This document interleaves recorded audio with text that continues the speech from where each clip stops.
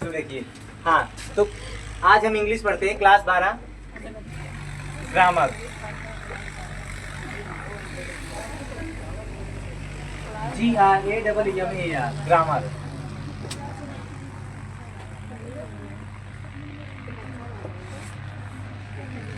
English का एक part है ग्रामर में, इंग्लिश ग्रामर का एक पार्ट है जिसका नाम है सिंथेसिस ऑफ सेंटेंस। क्या नाम है?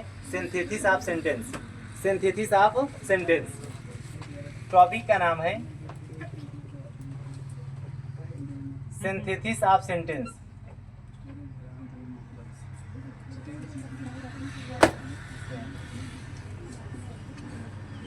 Synthesis of sentence. Synthesis of sentence. आज का टॉपिक होगा सिंथेसिस ऑफ सेंटेंस। वैसे जल्दी सिंथेसिस समझ में नहीं आता, परंतु आप ध्यान से पढ़िएगा, हम उत्तम प्रयास करेंगे आपको समझाने का। Synthesis of sentence. Synthesis of sentence यानी संश्लेषण वाक्य। संश्लेषण का वाक्य कह सकते हो। सिंथेसिस की हिंदी होती है संश्लेषण। क्या होती है? संश्लेषण।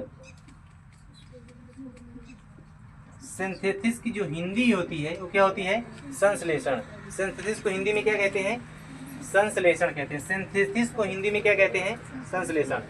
सिंथेसिस बनाने की 3 विधियां हैं।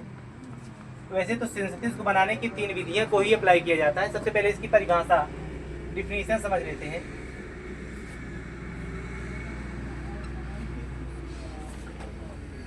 इसके डिफिनीशंस को देखते हैं। आप लोग ध्यान से पढ़िएगा सिंथेसिस। अगर समझ में आएगा तो आप इस वीडियो को लाइक कमेंट जब करोगे उसके उपरांत आप कमेंट वगैरह में लिख दीजिएगा कि हाँ सर समझ में आया है, तो अगली वीडियो बनाएंगे, अन्यथा नहीं बनाएंगे। सिंथेसिस की बात समझ में आ गई ना? इसको एक बार यहाँ पढ़ लीजिए, फिर घर पे जाइएगा, फर्स्ट क्लास यूट्यूब पर जाइएगा, RGS वाला पे रिसर्च कीजिएगा। RGS वाला आएगा, मेरी एक DP लगी रहेगी उसमें, आप उसको ओपन कीजिएगा, वहाँ जाइएगा। समझ में आ गया? उसके बाद आप इस वीडियो को 1 से 2 बार देखिएगा। इसके बाद वाली जो वीडियो अपलोड होगी उसको, अगर 1-2 वीडियो आपको अच्छी लगेगी, समझ में आएगा, आप अच्छा रिस्पॉन्स दोगे, तो उसके बाद हम अगले वीडियो इसकी अपलोड करेंगे। अन्यथा फिर सिंथेसिस को वहीं समाप्त कर देंगे, नहीं बनाएंगे सिंथेसिस वगैरह को। तो सिंथेसिस ऑफ सेंटेंस, इसको हिंदी में क्या कहते हैं? संश्लेषण। हिंदी में क्या कहते हैं? संश्लेषण। तो सबसे पहले इसकी डिफिनीशन हम सीखते हैं। 2 या 2 से अधिक, 2 या 2 से अधिक, सिंपल ऐसे समझ लेते हैं। 2 या 2 से अधिक छोटे छोटे नन्हे सेंटेंस को जोड़ देते हैं। जब छोटे छोटे नन्हे सेंटेंस को जोड़ देते हैं तो उन सेंटेंसों को जोड़ने पर एक नया सेंटेंस बन जाता है।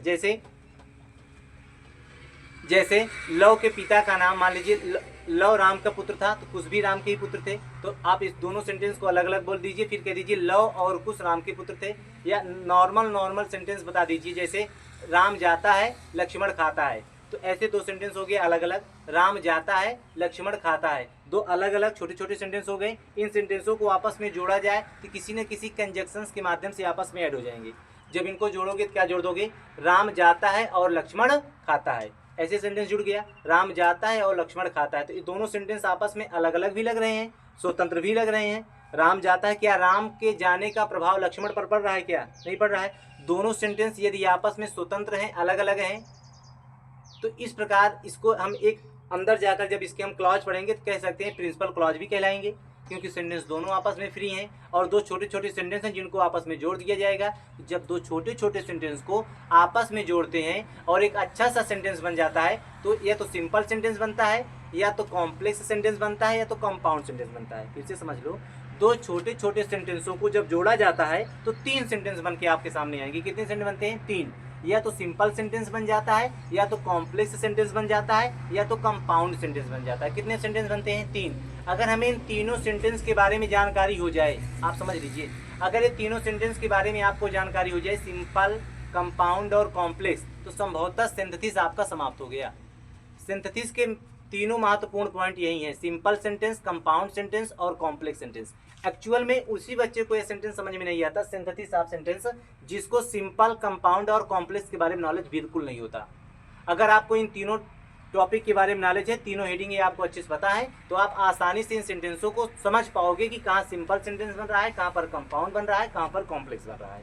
समझ में आया? तो अभी हम देखते हैं कि सिंथेसिस ऑफ सेंटेंस में ये डिफिनीशन इसकी क्या होती है। 2 या 2 से अधिक सिंपल सेंटेंसों को लिखो। 2 या 2 से अधिक लिख लीजिए। 2 या 2 से अधिक सिंपल सेंटेंस, 2 या 2 से अधिक दो या दो से अधिक, हिंदी और इंग्लिश दोनों लैंग्वेज में आपको इसलिए बता दे रहे हैं ताकि सभी बच्चों को समझ में आ जाए। दो या दो से अधिक सिंपल सेंटेंस,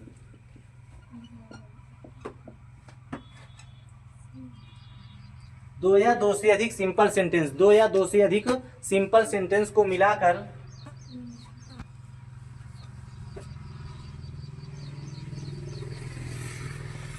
दो या दो से अधिक सिंपल सेंटेंस को मिलाकर दो या दो से अधिक सिंपल सेंटेंस को मिलाकर एक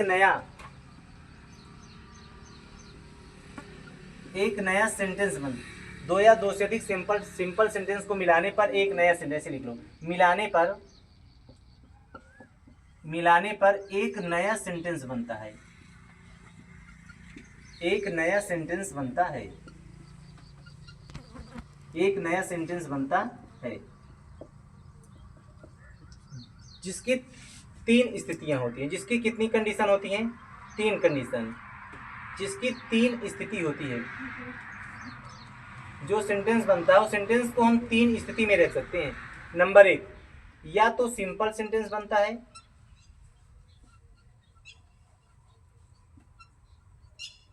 या तो कॉम्प्लेक्स सेंटेंस बनता है, या तो कंपाउंड सेंटेंस बनता है। फिर से समझ लो, दो या दो से अधिक छोटे छोटे सेंटेंसों को, सिंपल सेंटेंसों को मिलाने पर जो एकदम नॉर्मल सेंटेंस होते हैं, अपने आप में स्वतंत्र होते हैं, ऐसे दो या दो से अधिक सेंटेंस को जब आपस में मिला देते हैं तो इसमें से एक नया सेंटेंस प्राप्त होता है। जो नया सेंटेंस बनता है वो तीन तरह से हो सकता है, या तो सिंपल सेंटेंस हो सकता है, या तो क्या हो सकता है, सिंपल सेंटेंस हो सकता है, या तो कॉम्प्लेक्स हो सकता है, या तो कंपाउंड हो सकता है।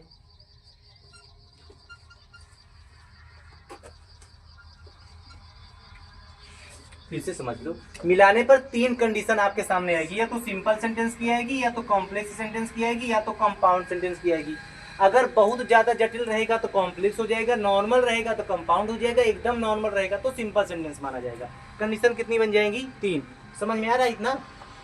दो या दो से अधिक छोटे छोटे सेंटेंसों को मिलाने पर एक नया सेंटेंस प्राप्त होता है, और नया सेंटेंस की तीन कंडीशन अप्लाई आपके सामने आएगी, या तो सिंपल सेंटेंस बन जाएगा, या तो कॉम्प्लेक्स सेंटेंस बन जाएगा, या तो कंपाउंड सेंटेंस बन जाएगा। तीन ही सेंटेंस बनते हैं, सिंपल, कंपाउंड और कॉम्प्लेक्स।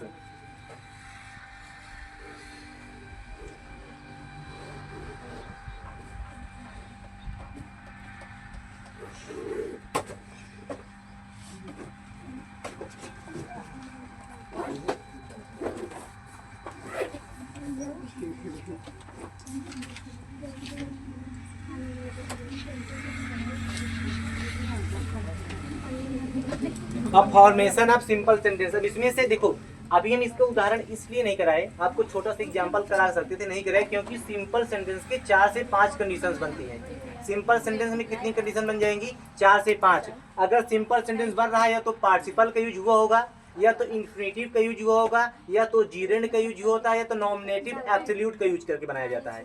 तो मतलब सिंपल सेंटेंस भी बनते हैं तो उसमें 3 से 4 कंडीशन अप्लाई होती है। तो ये चेक करना होता है कि नॉमिनेटिव एब्सोल्यूट यूज हुआ है, जीरेंड का यूज करके बनाया गया है, या सिंपल मतलब या तो मतलब इन्फिनेटिव का यूज किया गया है, या पार्टिसिपल का यूज किया गया है। पार्टिसिपल 3 होते हैं। जो आपका पार्टिसिपल होता है, पार्टिसिपल भी कितने होते हैं? 3 होते हैं। तो इन सबको चेक करना होता है कि किसमें कौन सी कंडीशन अप्लाई हो रही है। कॉम्प्लेक्स में, कंपाउंड में भी कुछ ऐसी घटनाएं घटित होंगी। तो इसीलिए हम इसके उदाहरण को अभी ना करा के अब पहले सिंपल सेंटेंस फॉर्मेशन आप सिंपल सेंटेंस ले लेते हैं, फिर एक एक करके पढ़ाने चलते हैं। आपको एक एक एग्जांपल वहां सेट करते चलेंगे। अभी आप हेडिंग बनाओ, formation of simple sentence. Heading बना लीजिए, formation of simple sentence, formation of simple sentence, formation of simple sentence, formation of simple sentence बना लीजिए। फॉर्मेशन ऑफ सिंपल सेंटेंस मतलब सिंपल सेंटेंस बनाने के जो नियम हैं उनको सीख लेते हैं। देखो, सिंपल सेंटेंस बनाने की कई कंडीशन है। फॉर्मेशन ऑफ सिंपल सेंटेंस की निम्न स्थितियां हैं, लिख सकते हो। There are following conditions of formation of simple sentence. बना लीजिए, इसकी निम्न स्थितियां हैं। एक दो, इसकी निम्न स्थिति है। इसकी कितनी स्थितियां? निम्न स्थितियां हैं। इसकी निम्न स्थिति है, लिख दो बच्चा। इसकी कितनी स्थिति है? इसकी निम्न स्थितियां हैं। There are following conditions formation of simple sentence. English में लिख देना, there are following conditions formation of simple sentence. There are following condition formation of simple sentence बनाने की निम्न स्थितियां हैं। नंबर 1, हम इसमें पार्टिसिपल का यूज करके बना सकते हैं। पार्टिसिपल का यूज करके बना सकते हैं। पार्टिसिपल का प्रयोग करके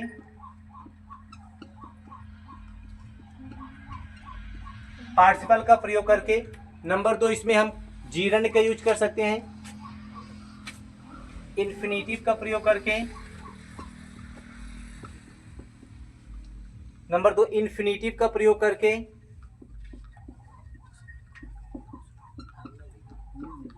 इन्फिनिटिव का प्रयोग करके बना सकते हैं। नंबर 3, हम इसमें नॉमिनेटिव एब्सोल्यूट का भी प्रयोग कर सकते हैं।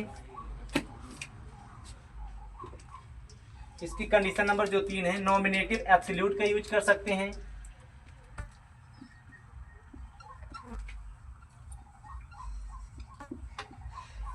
नॉमिनेटिव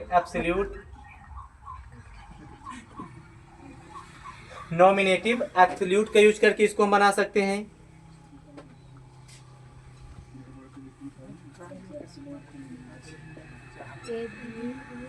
नॉमिनेटिव एब्सोल्यूट का भी प्रयोग कर सकते हैं इसमें। एब्सोल्यूट की मीनिंग गलत है क्या? एब्सोल्यूट, नॉमिनेटिव एब्सोल्यूट का यूज करके बना सकते हैं। इसके बाद एक इसकी चौथी कंडीशन है, जीरंड का यूज करके बना सकते हैं।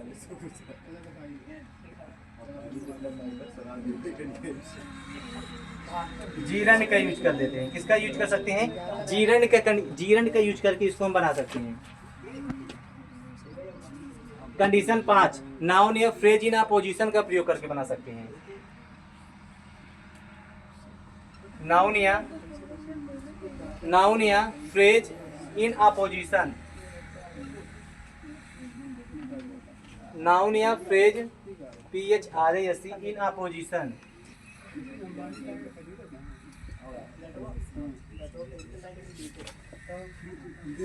नाउन या फ्रेज इन अपोजिशन का प्रयोग करके भी इसको हम बना सकते हैं।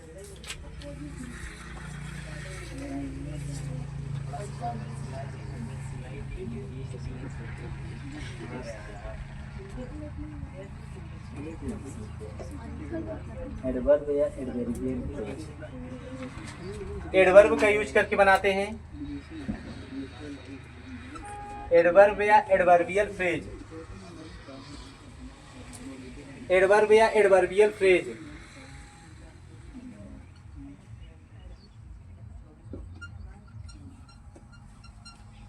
का यूज करके बना सकते हैं। इसकी कंडीशन नंबर 6। इसकी कंडीशन नंबर 7 है, एडजेक्टिव का प्रयोग करते हैं। एडजेक्टिव का प्रयोग करते हैं। एडजेक्टिव का यूज करके। कंडीशन नंबर 8, कंजक्शन एंड का प्रयोग करके। कंजक्शन एंड का यूज करके। कंजक्शन एंड का प्रयोग करके। कंजक्शन एंड का प्रयोग करके। तो formation of simple sentence, simple sentence बनाने के कितनी कंडीशंस हैं तो कई सारी कंडीशंस अभी आपके सामने आपके सिलेबस में कितनी कंडीशंस अप्लाई की गई हैं? 1 2 3 4 5 6 7 और 8 कंडीशन है सिर्फ सिंपल सेंटेंस बनाने की। कितनी? सिंपल सेंटेंस बनाने की इन 8 कंडीशंस का यूज किया जाएगा। सिंपल सेंटेंस बनाने के लिए इन 8 कंडीशन का यूज किया जाएगा। इसके बाद जब हम सिंपल सेंटेंस से कॉम्प्लेक्स सेंटेंस बनाना पड़ेंगे, उसमें हमें क्लॉज पढ़ना होता है। क्या पढ़ना होता है? क्लॉज। तो अभी हम सबसे पहले पार्टिसिपल का प्रयोग करके पढ़ेंगे, उसके बाद इन्फिनिटिव का प्रयोग करके, फिर नॉमिनेटिव एब्सोल्यूट का प्रयोग करेंगे, फिर जीरंड का यूज करेंगे, फिर नाउन या फ्रेज इन अपोजिशन का यूज करके बनाएंगे, एडवर्ब या एडवर्बियल फ्रेज का, फिर एडजेक्टिव का यूज करते हैं, फिर कंजक्शन एंड का प्रयोग करके इस प्रकार से फॉर्मेशन ऑफ सिंपल सेंटेंस को कंप्लीट करते हैं। इस प्रकार से हम सिंपल सेंटेंस को कंप्लीट करते हैं बनाना।